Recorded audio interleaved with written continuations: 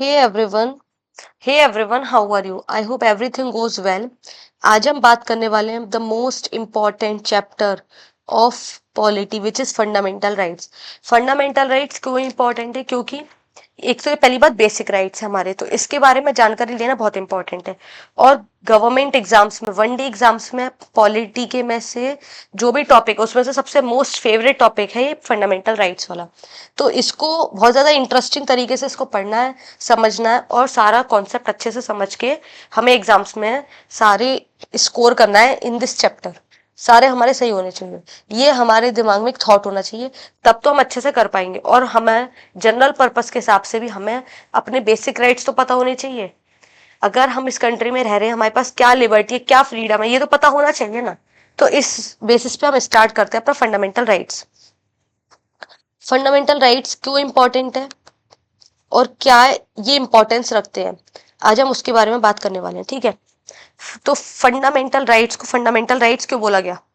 पहली बात तो फंडामेंटल राइट्स, फंडामेंटल का मतलब क्या होता है? Means basic rights. Basic rights नहीं हमारे, यस। अब बेसिक राइट्स हैं तो मैं एक बात पूछना चाहती हूँ कि बेसिक यूनिट ऑफ लाइफ हम किसको बोलते हैं? सेल को। तो ऐसे ही अगर इंडिविजुअल की ग्रोथ चाहिए, इंडिविजुअल को लिबर्टी चाहिए, ये डेवलपमेंट चाहिए इंडिविजुअल का खुद का, तो उसको किस चीज की जरूरत है? बेसिक राइट्स की। अगर यही नहीं होंगे तो ग्रोथ कैसे होगी? बेसिक राइट्स में क्या क्या आते हैं? Like protection of life, freedom of speech and expression, right to equality.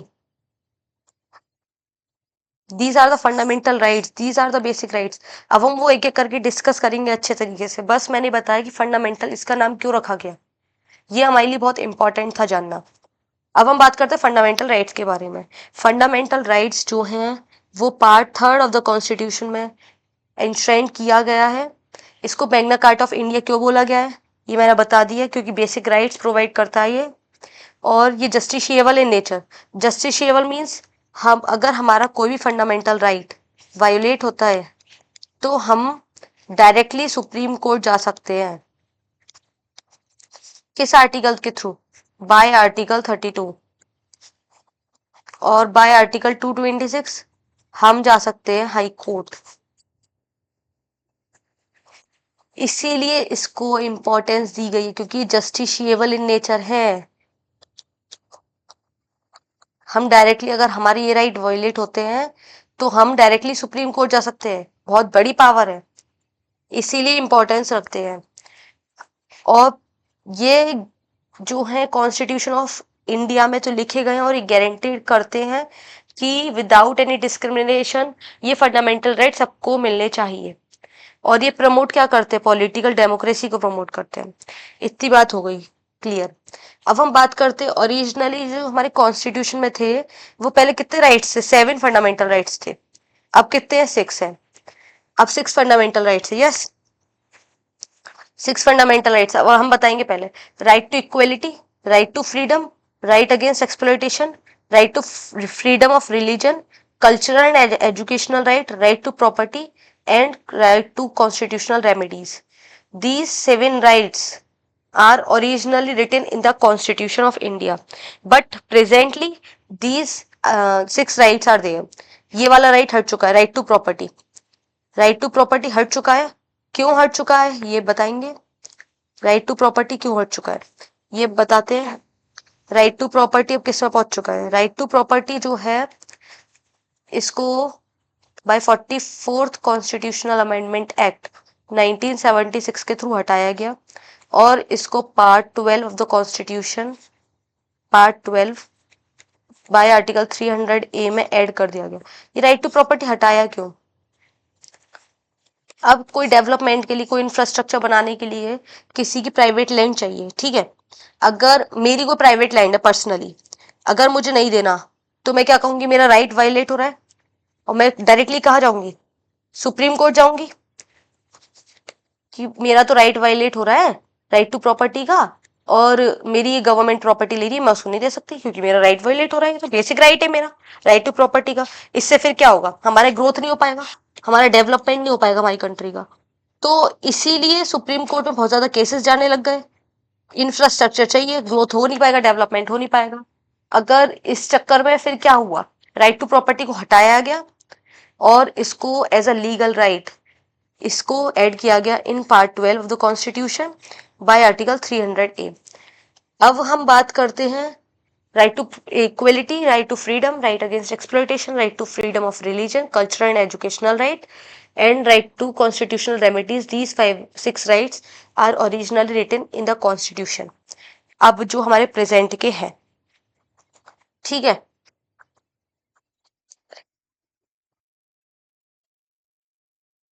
अब हम बात करते हैं कि फीचर्स क्या हैं, फीचर्स क्या हैं ऑफ फंडामेंटल राइट्स।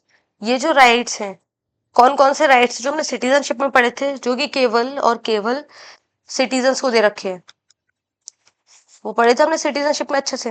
कौन कौन से आर्टिकल थे, article 15, 16, 19, 29 and 30। These 5 rights are only given to the citizens of India. और बाकी के जो राइट्स हैं वो while other are available to citizen, foreigner और लीगल पर्सन, चाहे वो कोई भी हो। बाकी के जो भी राइट्स हैं, और ये कहाँ से कहाँ तक आर्टिकल कवर करता है, आर्टिकल 12 से लेकर 35 तक फंडामेंटल राइट्स में गिवन है। तो बाकी के जो भी राइट्स हैं, इन पांचों आर्टिकल्स को छोड़ के वो सारे आर्टिकल्स सारे अवेलेबल है, सिटीजन हो चाहे फॉरनर्स हो चाहे लीगल पर्सन हो। अब आते हैं हम सेकेंड पॉइंट पे कि ये एब्सोल्यूट नहीं है, क्वालिफाइड है बस, क्योंकि इस पे रिस्ट्रिक्शंस लग सकते हैं। कैसे रिस्ट्रिक्शंस, कैसे रिस्ट्रिक्शंस, रिस्ट्रिक्शंस ऐसे कि हम फ्रीडम ऑफ स्पीच और एक्सप्रेशंस में ये थोड़ी ना हम कुछ भी बोलेंगे, हम किसी को कुछ भी बोलेंगे खुलेआम। एक रिस्ट्रिक्शन है कि एक लिमिट है कि हम किसी को अब्यूज नहीं बोल सकते, कि हम किसी को कुछ भी बोलने लग जाए बीच रोड पे खड़े होके। हम पे आ रहा, हमें आ रहा गुस्सा, हमारा फ्रस्ट्रेशन किसी और पे उतार दे, ऐसे कैसे हो जाएगा। ये फ्रीडम ऑफ स्पीच एक्सप्रेशन थोड़े ना है। तो इसीलिए एब्सोल्यूट नहीं है, लिमिटेड है, क्वालिफाइड है बस। अब आते हैं all of them available against the arbitrary action of state. Means जो सारे राइट्स है फंडामेंटल राइट्स, वो जो है वो आर्बिट्रेरी एक्शन ऑफ स्टेट्स के खिलाफ है। लाइक आर्टिकल 15 क्या बोलता है, लाइक प्रोटेक्शन, हमें डिस्क्रिमिनेशन के अगेंस्ट प्रोटेक्शन करना है स्टेट को। तो ये अगर स्टेट प्रोटेक्शन नहीं करेगा तो क्या हो गया, ये उसकी मनमानी है और ये उसके अगेंस्ट में है। यही है फंडामेंटल राइट्स। और ये नेगेटिव इन नेचर है, पॉजिटिव इन नेचर नहीं है। गवर्नमेंट को क्या रिस्ट्रिक्ट करता है, नॉट सैक्रोसेंट और परमानेंट, ये परमानेंट नहीं है, क्योंकि पार्लियामेंट जो है वो कर्टेल कर सकती है, रिपील कर सकती है फंडामेंटल राइट्स को by constitutional amendment act. But वो जो है बेसिक स्ट्रक्चर को हार्म नहीं करने चाहिए, वो हमारे बेसिक स्ट्रक्चर को हार्म नहीं होना चाहिए। अभी हम बताएंगे, सब आएगा आगे नेगेटिव। और ये सस्पेंड नहीं हो सकते, ये can be suspended during operation of national emergency except right guaranteed under article 20 and 21। 20 और 21 के अलावा इमरजेंसी लगी है तो ये राइट्स को खत्म किया जा सकता है, ठीक है। और ये जस्टिशिएबल इन नेचर है। तो प्रोटेक्टर और गारंटर किसको बनाया गया है, कौन है प्रोटेक्टर और guarantor, protector and guarantor of the fundamental rights which is Supreme Court. Yes, justiciable in nature है, इसमें रिस्ट्रिक्शंस लग सकते हैं, सैक्रोसेंट नहीं है, परमानेंट नहीं है। मतलब क्यों, क्योंकि अगर मिलिट्री है, मिलिट्री के पास पावर नहीं है कि वो अपने सीक्रेट सारे रिवील कर सके, तो यहाँ पे क्या होगा, वो तो बोलेंगे कि हमारे रिस्ट्रिक्शन, हाँ freedom of speech and expression violate हो रहा है, हमारे फंडामेंटल राइट्स वायलेट हो रहे हैं।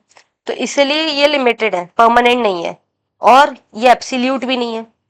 ये हो गया क्लियर कि क्या क्या फीचर्स है फंडामेंटल राइट्स के। अब हम आर्टिकल्स पे आए जल्दी से, आर्टिकल्स क्या क्या बोलते हैं। अब हम आर्टिकल्स पे आए, आर्टिकल 12, आर्टिकल 12 बात करता है, जो टर्म स्टेट हम सुनते हैं उसको ये डिफाइन करता है, स्टेट को। The term of the state is defined in the article 12। Article 12 state कौन कौन? गवर्नमेंट हो गई, स्टेट गवर्नमेंट हो गया, पार्लियामेंट हो गए, state legislature, local bodies and other authorities. सारी अथॉरिटीज ये सारी कवर होती है under the definition of state. ये लोकल अथॉरिटीज में कौन कौन आ जाएगा? म्यूनसिपैलिटीज आ जाएगी, पंचायत आ जाएंगी, ठीक है। और ऑल अदर अथॉरिटीज में कौन कौन आ जाएगा? लाइक LIC आ गए, PSUs आ गए, सेल आ गया, ये सब क्या हो गए? ये अंडरटेकिंग है गवर्नमेंट के। तो ये जो है हमारे बेसिक राइट्स को डिस्ट्रॉय नहीं कर सकते, और इनके अगेंस्ट में ये अगर वायलेट करते हैं तो इनके अगेंस्ट चैलेंज किया जा सकता है इन द कोर्ट कि हमारे फंडामेंटल राइट्स को वायलेट कर रहे हैं, और इनके अगेंस्ट एक्शन भी हो सकता है। ये तो कहता है आर्टिकल 12। आर्टिकल 12 क्या बताता है? स्टेट की स्टेट बताता है, डिफाइन करता है टर्म स्टेट को, कौन कौन इंक्लूड होता है इन द टर्म स्टेट। अब हम बात करते हैं आर्टिकल 13 की। आर्टिकल 13 क्या कहता है? जो भी सारे लॉज बनेंगे वो जो है फंडामेंटल राइट को वायलेट नहीं करने चाहिए। अगर वो वायलेट करते हैं तो वो जो कोई भी लॉ होगा वो नल एंड वॉइड डिक्लेयर कर दिया जाएगा। उनकी कोई भी इंपॉर्टेंस नहीं रहेगी अगर फंडामेंटल राइट्स को वायलेट करते हैं तो। चाहे वो कोई भी लॉ हो, चाहे वो परमानेंट लॉ हो, चाहे वो टेम्पररी लॉ हो, चाहे वो स्टैट्यूटरी लॉ हो, चाहे वो नॉन स्टैट्यूटरी लॉ हो, non legislative source of law हो, मीन्स जैसे कि कस्टम्स वगैरह हो गए। अगर कोई भी राइट को वायलेट कर रहा है कोई भी लॉ, फंडामेंटल राइट्स को, तो वो फंडामेंटल वो जो लॉ है वो नल एंड वॉइड डिक्लेयर कर दिया जाएगा। समझ आ गया? समझ आ गया इतना? अच्छी बात है। अब बढ़ते हम आगे, इसके बारे में बताते हैं आर्टिकल 13 के बारे में। आर्टिकल 13 जो है इसमें जुडिशियल रिव्यू को एक्सप्लेन किया गया है कि जुडिशरी जो है वो रिव्यू कर सकती है अपना ही जजमेंट, कि अगर उसको अपना जजमेंट रिव्यू करना है तो ये पावर आर्टिकल 13 में गिवन है, दे रखी है, एक्सप्लिसिटली मेंशन है वहां पे, डॉक्ट्रिन ऑफ जुडिशियल रिव्यू। और एक बात और थी इसमें कि इसमें माना गया था कि कॉन्स्टिट्यूशनल अमेंडमेंट एक्ट करके, कॉन्स्टिट्यूशनल अमेंडमेंट एक्ट में क्या, कॉन्स्टिट्यूशनल अमेंडमेंट एक्ट को जब अगर हम कोई भी लॉ बनाते हैं थ्रू कॉन्स्टिट्यूशनल अमेंडमेंट एक्ट तो वो लॉ नहीं माना जाएगा। फिर आता है केशवानंदन भारती केस, केशवानंदन भारती केस आता है। उसमें बोला जाता है कि कॉन्स्टिट्यूशनल अमेंडमेंट एक्ट, कॉन्स्टिट्यूशनल वाले जो भी अमेंडमेंट एक्ट होंगे वो माने जाएंगे as a law, as a law माने जाएंगे, और वो अगर फंडामेंटल राइट्स को वायलेट करते हैं तो वो चैलेंज भी हो सकते हैं इन द कोर्ट। और केशवानंदन भारती केस में कहा कि हम फंडामेंटल राइट्स को तो चेंज कर सकते हैं बट बेसिक स्ट्रक्चर को नहीं। अब ये बेसिक स्ट्रक्चर क्या है वो हम आने वाले वीडियोस में कवर करेंगे। बहुत ज्यादा हौच पौच हो जाती है, दिक्कत हो जाती है, इसीलिए हम एक साथ नहीं पढ़ते। अभी हम एक पिक्चर लेके चलते फिर वो आगे चल के धीमे धीमे क्लियर हो जाती है चीजें। आर्टिकल 13 क्लियर हो गया। अब आते हैं आर्टिकल 14 पे। आर्टिकल 14 क्या बताता है? आर्टिकल 14, आर्टिकल 14, आर्टिकल 14 दो लोगों के बारे में बात करता है, मतलब दो उसमें इंक्लूड है, equality before law and equal protection of law.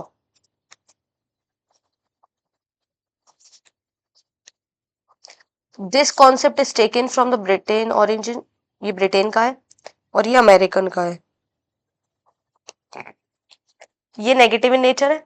क्यों नेगेटिव इन नेचर है बताऊंगी। नेगेटिव कॉन्सेप्ट मीन्स, और ये कैसा कॉन्सेप्ट है? पॉजिटिव कॉन्सेप्ट है। ये क्या बताता है कि कोई भी, सब इक्वल है in the eyes of the law, equal treatment दिया जाएगा सबको चाहे वो कोई भी हो। इक्वल प्रोटेक्शन ऑफ लॉ क्या कहता है? लाइक्स एक साथ रहेंगे, अनलाइक्स एक साथ रहेंगे। लाइक अगर हम कहें कि विमेन के साथ बहुत ज्यादा बुरा ट्रीटमेंट हुआ है पहले के टाइम में, जब ब्रिटिश इंडिया के टाइम में, ठीक है, अब उनको अपलिफ्ट करने के लिए अगर हमें रिजर्वेशन देना पड़े क्योंकि वो अनइक्वल है ना, अनलाइक है वो, तो सेम को सेम ट्रीटमेंट मिलेगा और अनलाइक को अनलाइक की तरह।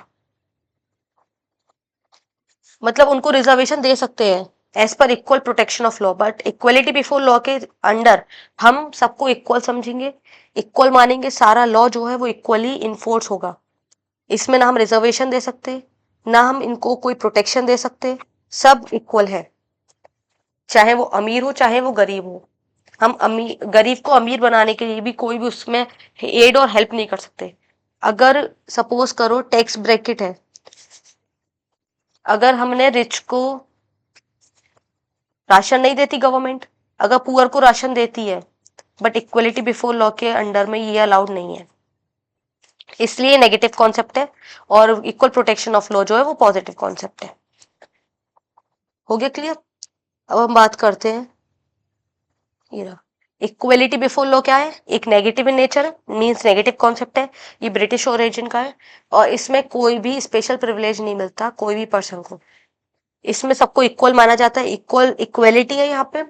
ये नहीं है कि हम किसी को रिजर्वेशन दे दें, किसी को हम बेनिफिट दे दें कि वो अपलिफ्ट हो जाए, नहीं है पॉसिबल।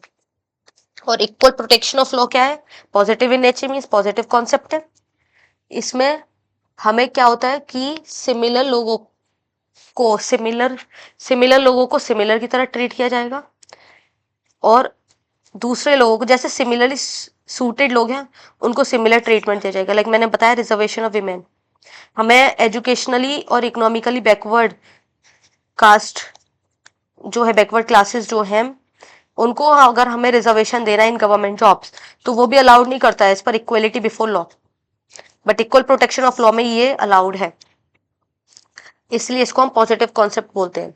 इसमें कुछ एक्सेप्शंस है, लाइक क्या एक्सेप्शंस है, एक्सेप्शंस हैं कि प्रेसिडेंट और गवर्नर को अरेस्ट नहीं कर सकते क्रिमिनल प्रोसीडिंग्स में during term of office.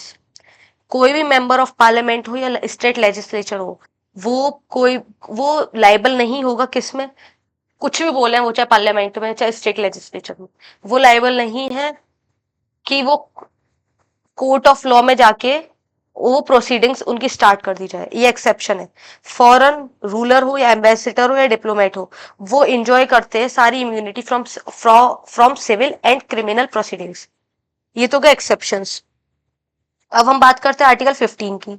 Article 15 क्या कहता है, आर्टिकल 15 कहता है कि स्टेट डिस्क्रिमिनेशन नहीं कर सकता against any citizen on ground only on, ये 5 ग्राउंड है, कौन कौन से ग्राउंड है, only on caste, sex, religion, race और प्लेस ऑफ बर्थ। 5 कौन कौन से ग्राउंड है, कौन कौन से 5 ग्राउंड थे, 5 ग्राउंड थे, race, caste, sex, religion and place of birth.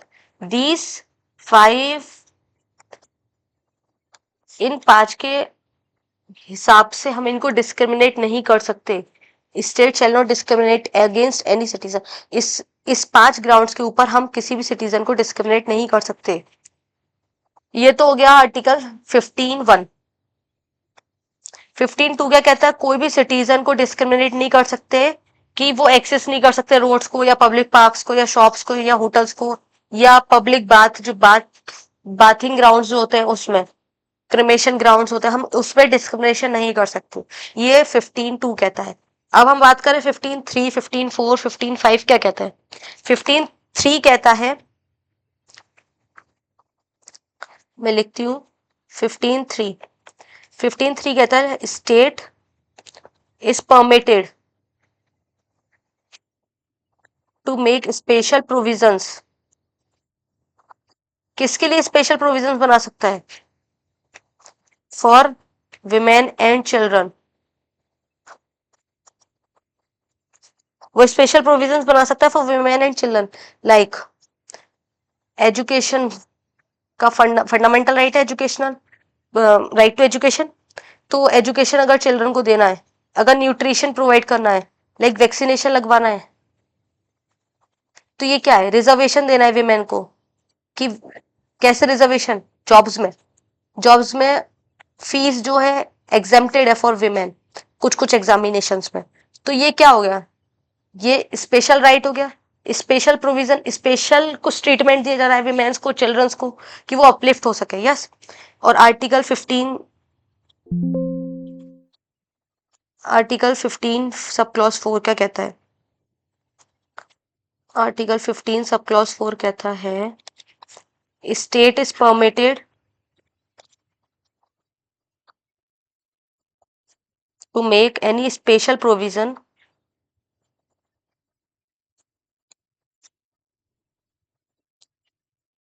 For the advancement of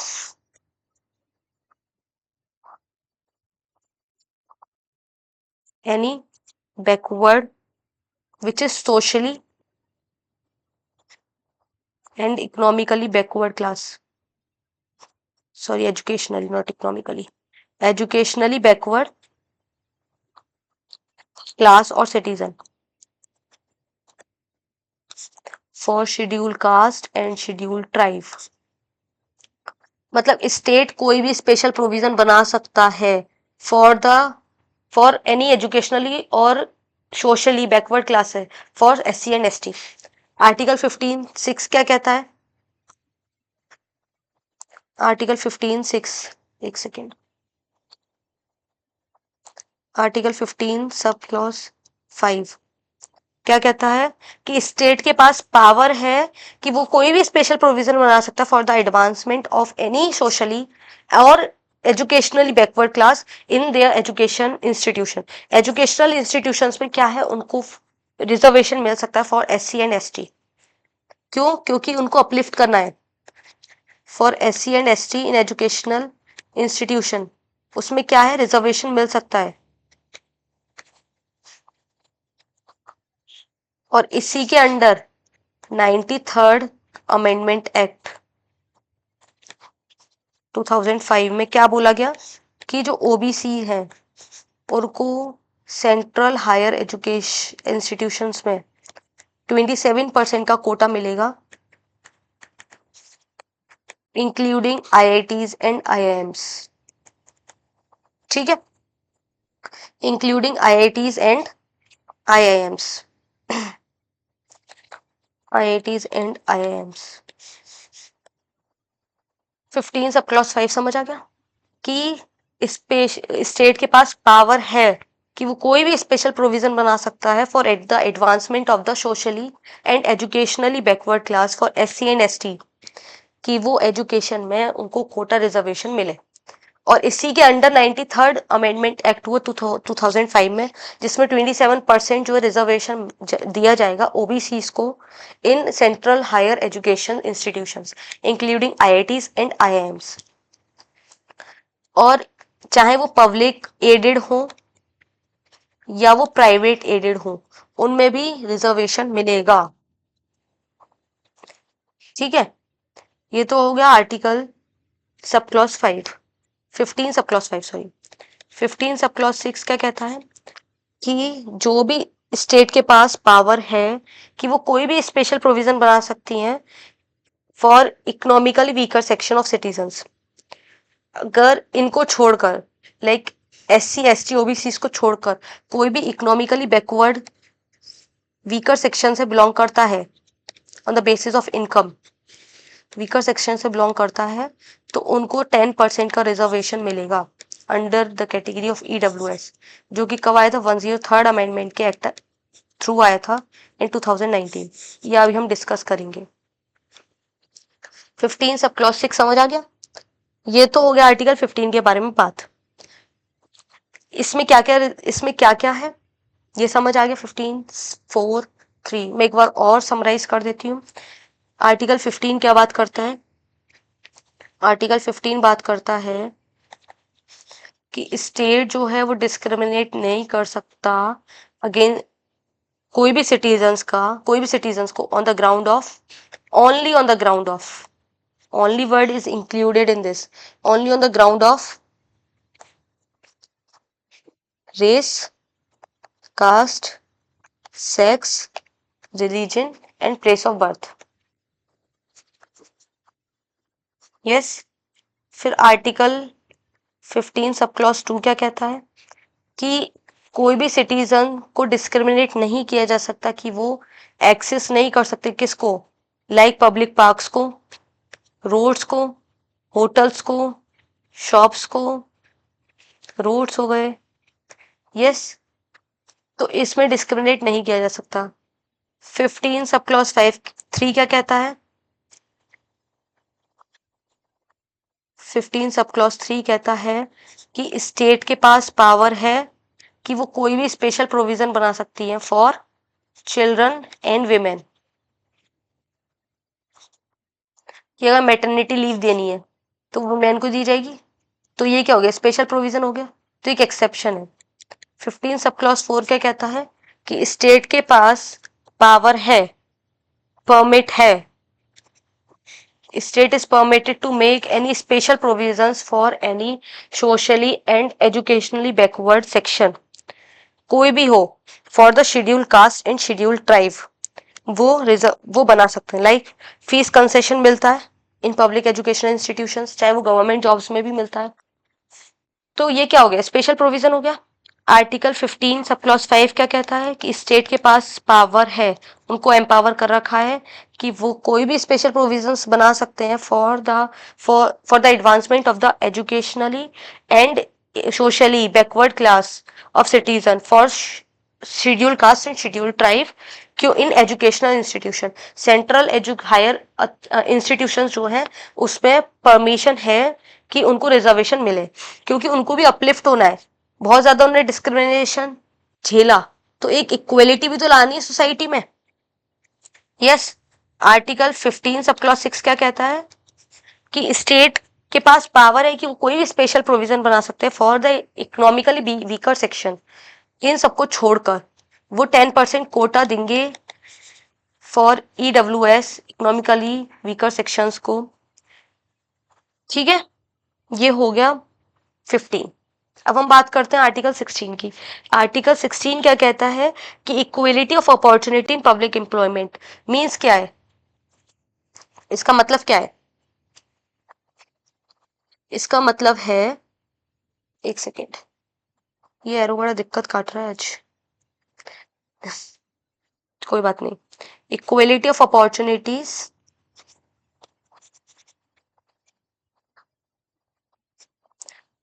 किस किस में, सबको मिलनी चाहिए equality of opportunity in matter of employment and opportunities in matter of employment या फिर अपॉइंटमेंट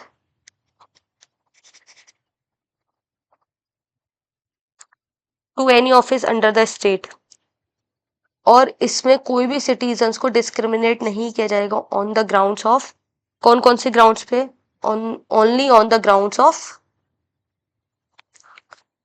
ओनली ऑन, एक सेकेंड यार बहुत ज्यादा दिक्कत काट रहा है इससे, only on the grounds of race, sex, caste, religion, race, place of birth,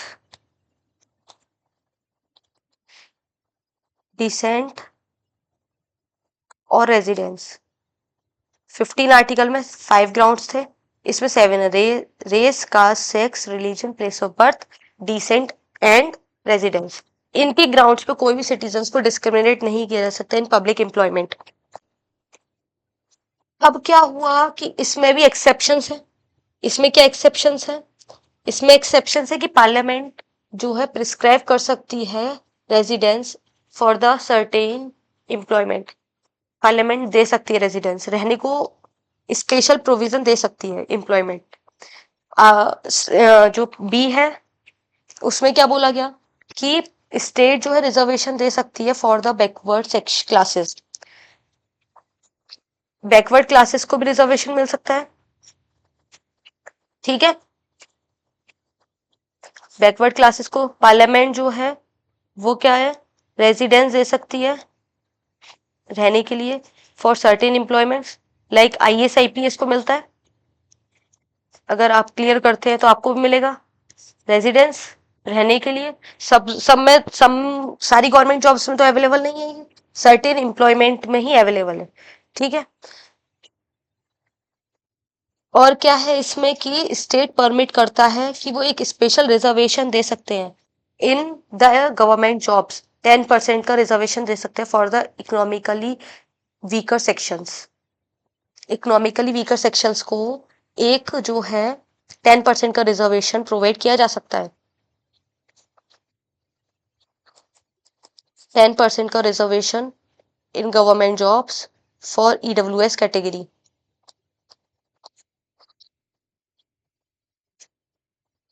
अब हम बात करते हैं, जैसे मैंने बताया कि रिजर्वेशन दे सकते हैं in post for of any backward classes.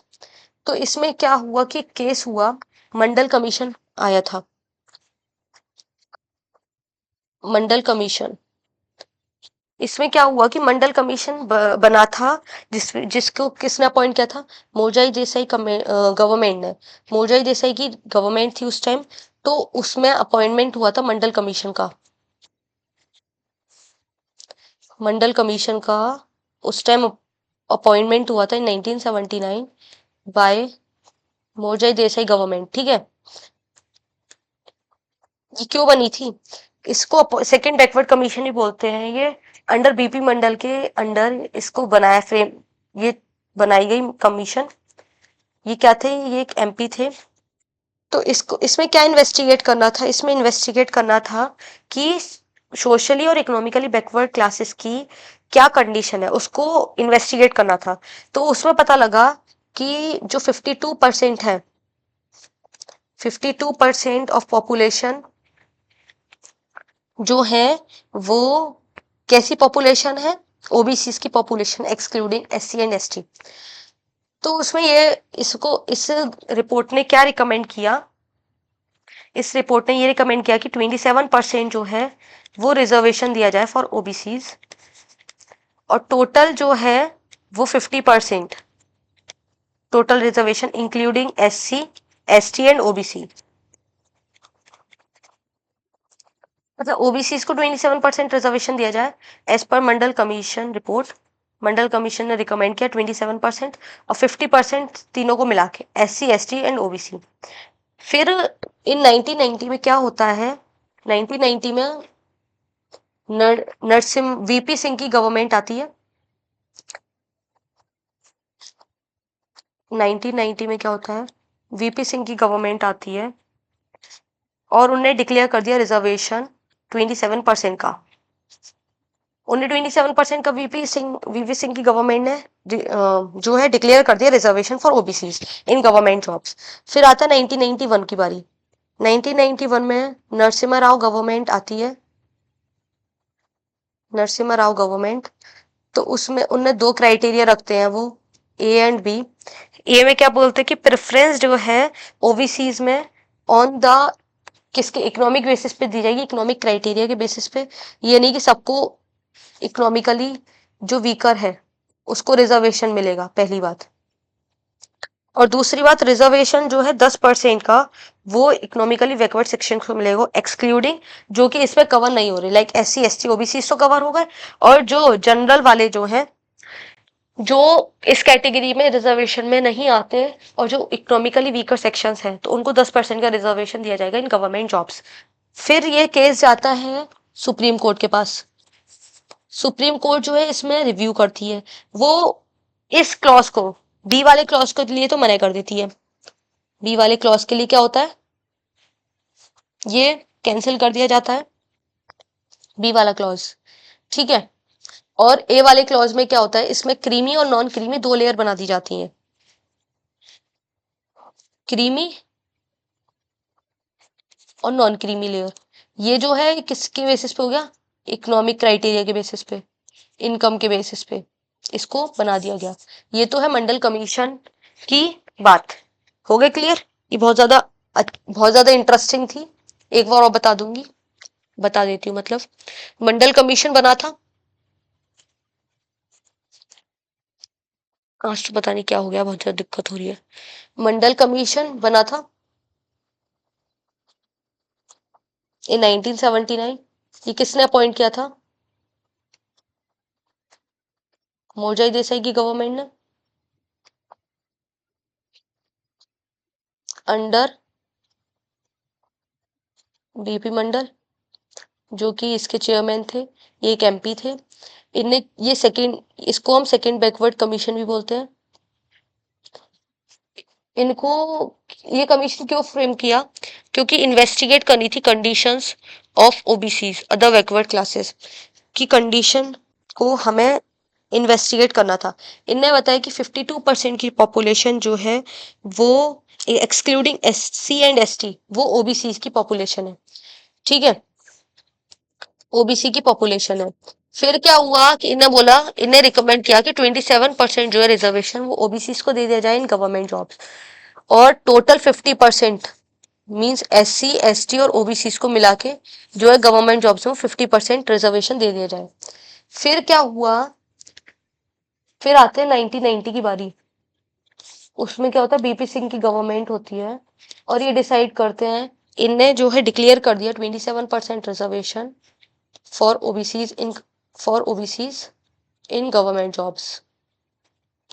ठीक है, फिर आते 1991 में नरसिम्हा राव गवर्नमेंट। उसमें क्या बोलते हैं, दो दो देते क्राइटेरिया वो, कि वो चेंजेस लाना चाहते हैं थोड़े। तो ए और बी दो कंडीशन देते हैं। ए में बोलते हैं कि जो ओबीसी को रिजर्वेशन मिलेगा इन गवर्नमेंट जॉब्स, वो किस बेसिस मिलेगा, इकोनॉमिक क्राइटेरिया के बेसिस पे मिलेगा। और इसमें क्या था कि अगर जो भी इकोनॉमिकली वीकर सेक्शन से बिलोंग करता है और जो इस रिजर्वेशन में नहीं मिल पा रहा उसको रिजर्वेशन, तो उसको 10% रिजर्वेशन प्रोवाइड किया जाएगा।